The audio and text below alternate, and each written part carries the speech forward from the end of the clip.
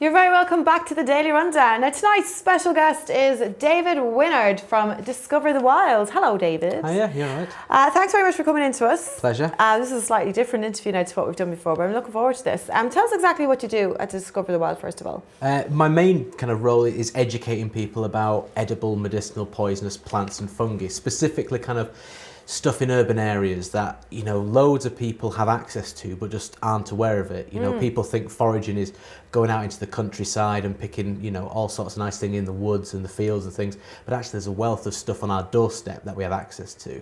And it's just kind of educating people that you don't need to go too far to get hold of really cool kind of ingredients and stuff you can, you know, to use. Because this is amazing, because I think we're probably at a stage where we've never been so aware of, you know, what we're putting into our bodies and wanting to eat cleanly and, you know, use as many natural kind of products as possible. So I think most people would be surprised to find that they didn't have to go, you know, to sort of holistic, expensive sort of farmers markets to pick up just a few bits and bobs around their own area. I mean, that's the thing. I mean, everyone's going on about, you know, trying to, like you say, eat healthy, you know, and cut down, try and get back to a rawish kind of diet. But everyone's talking about trying to cut the food bill down as well, and then talking about food banks and people, you know, struggling to get food. There's a wealth of, you know, every year around, you know, cities all over the UK, you know, you can get so many apples and pears and plums and cherries. You know, we're not just talking about things like nettles, which, you know, is the epitome of going out and foraging. You know, people think you're just picking weeds, but nettles themselves taste fantastic. Do they? Is it like nettle soup or something else? They're delicious. They're absolutely, yeah. How do you get them? They're this spiky. You got to do it quickly. If you're delicate, you'll get stung. If you're firm, then you break the stings before they get a chance to pierce the skin. Right. So it's all about being firm. So this is the kind of stuff that you can teach people. Yeah. And you know, things like nettles, abundant, very, you know, there's research that came out saying they're six times more vitamins and minerals than spinach, and spinach is so good for you. And it's, you know, it's free. You know, you don't need to go to a supermarket and buy spring greens that have been shipped in from, you know, all over Europe and things. You can just literally go out. You can probably walk do a bit of weeding in the garden. You know, or a couple hundred meters from the house, you'll find nettles, and everyone knows how to identify them. This is it. You know, in most areas around the country, you'll be able to find 200 species of plant without trying too hard that you could either eat or use medicinally, and you know, you've got to build your repertoire and start with the basics, and everyone knows how to identify nettles. If you don't, just kind of handle them and you'll soon find out if it's a stinging nettle or not. I think you start that even as a kid, don't you, with like stingers? Exactly. I mean, with plants, you know, and picking blackberries, because everyone thinks foraging is this new craze and it's all cool and things like that. We've been doing this for, you know, this is how we evolved. We went out and picked plants. Sure. And you know, when we learned from a young age, you know, picking blackberries and things. And it's just building on that knowledge, you know, start with things that you know you can identify safely, and then kind of add more complicated, you know, plants and things in. It's when you start talking about mushrooms that people just start, alarm bells ring, and people think, you know, you're crazy to go out and pick, you know, wild mushrooms from cities and places like that. Well, I mean, I guess because you obviously hear about people getting very sick and all kinds of things happening. If they do eat, even not just like stuff like mushrooms, you know, berries or... I think even there's nicknames on certain things that give us the wrong idea maybe about... It doesn't help with... I mean, some of the kind of mushrooms are called death cap, destroying angel, you know, like things that, you know, you definitely don't want to pick. But again, common sense. But it always surprises people. I mean, you know, I live in a pretty kind of suburban part of Greater Manchester, and people always seem surprised that I can pick so much porcini every year, fresh, straight from kind of woodlands and parks. Growing wildly? Just growing wild, near the house. And yet you have to go to the supermarkets and it's so expensive to buy little bits of dried porcini. Yeah, it grows abundantly well all over the UK. Very, very common mushroom.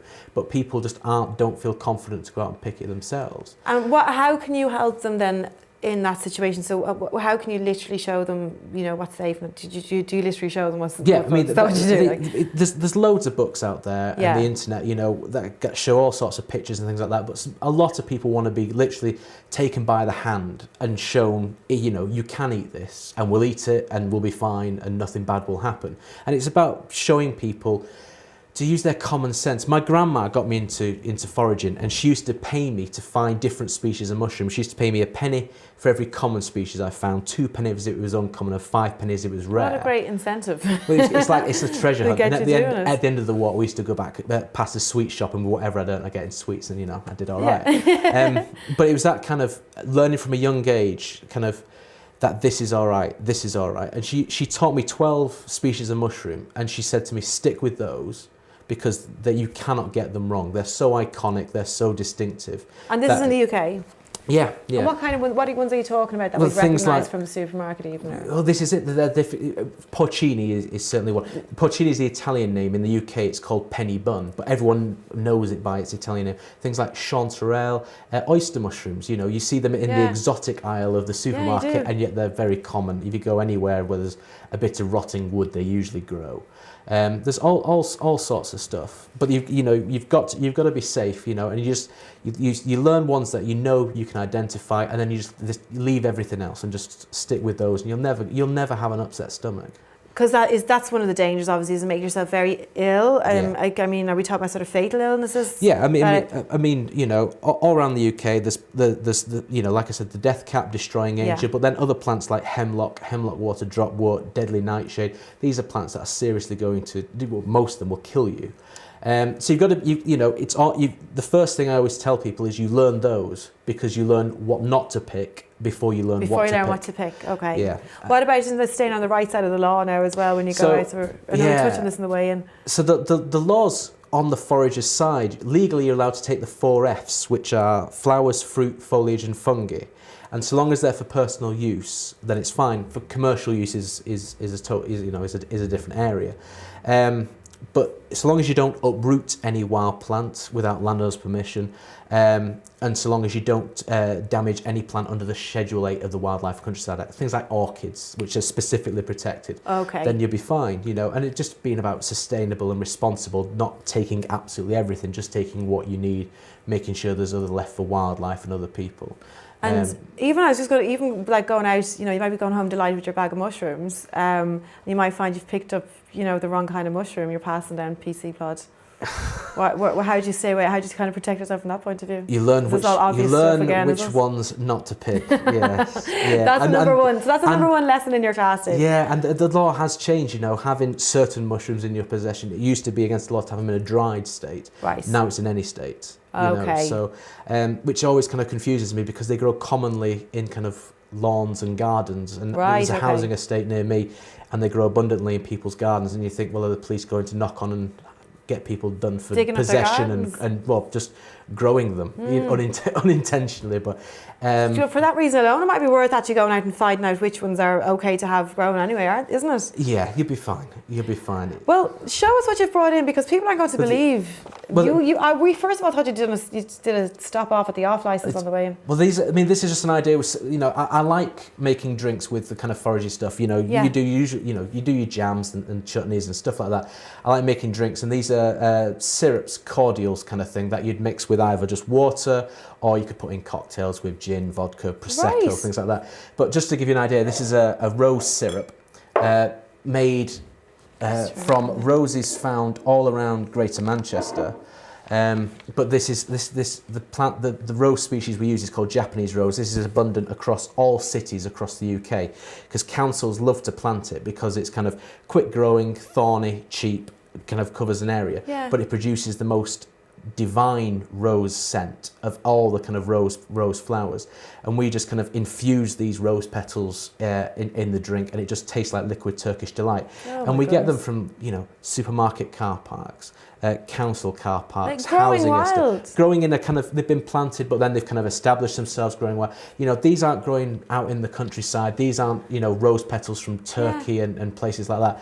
This is just stuff you find literally as you're walking around the shops, just growing around. Just right there. So you're not talking about people having to, kind of go to the supermarket and then stop off from the florist as well to buy a bunch of... No. This is stuff that's just there. It's there. That's amazing. If you were to buy you know, all those, it would be too expensive to buy all those rose petals and things like that. You know, you can just get it yourself. And then, you know, proper dandelion and burdock that we make, where we use dandelions. Which is super expensive if you go somewhere, to an artisan cafe or somewhere like this. Exactly. But we've got friends who kind of have got dandelions growing in their garden that they want rid of. And we're more than happy to take them, use the roots along with burdock. Yeah. It's amazing. And then, you know, that's how you make dandelion and burdock. And dandelion has very good detoxifying properties, doesn't it? Most plants have got, you know, are really good for you. There's a plant for you that will help in some kind of way, shape or form. Nettle, going back to nettle, that helps with liver problems, blood problems, and also skin conditions. Right. You know, things like eczema and psoriasis, really good for that. So what would you do with the nettle? Make it like a soup? Or? You could make a soup, make a pesto. Nettle pesto? We've got blackcurrant leaf and nettle syrup. And the nettle gives it that lovely colour. And we mix it with blackcurrant leaves to give it a kind of fruity flavour. But when you say to people you're drinking a drink made with nettle, people think, oh, disgusting. But when they try it, it's absolutely delicious. So, and is this expensive to kind of? It's not. No, because you know, in this case, you've just bottled it, haven't you? You just bottle, yeah. I mean, in most cases, you're just going out and picking the plants while you're going for a walk and things like that. So there's no real cost involved. You know, to buy these, if you were to buy these wild ingredients from the internet, you're going to be paying through the nose because it's like you say, it's artisan, it's all these kind of words. You can just go out and get it yourself in most cases, from probably the bottom of your garden. All these weeds people throw out, most of them are edible, or, you know, have got some kind of remedy they can use. That's amazing, Dave. I'm sorry we don't have loads more time to talk about it, but if people want to get more information about yourself, or about getting a bit of info from you, where can they go? They can go to Facebook, Instagram, Twitter, Discover the Wild. They can message me, ask for advice and things like that. You've got the website there as well, having discoverthewild.co.uk. That's amazing. So maybe we'll all be on a detox after this. We'll all be going foraging around our back gardens. So the main thing is, anyway, find out what you're not going to be picking for, if you're going to do one thing. Yeah, and then kind of, you know, think about what you know, nettles, blackberries, and then build on from that. Start with getting more exotic things. Brilliant. David, thanks very much for coming in to us this evening. That's David Winnard from Discover the Wild there. We're going to go for another break, and when we come back, we'll have Stu and Mike back with us as well.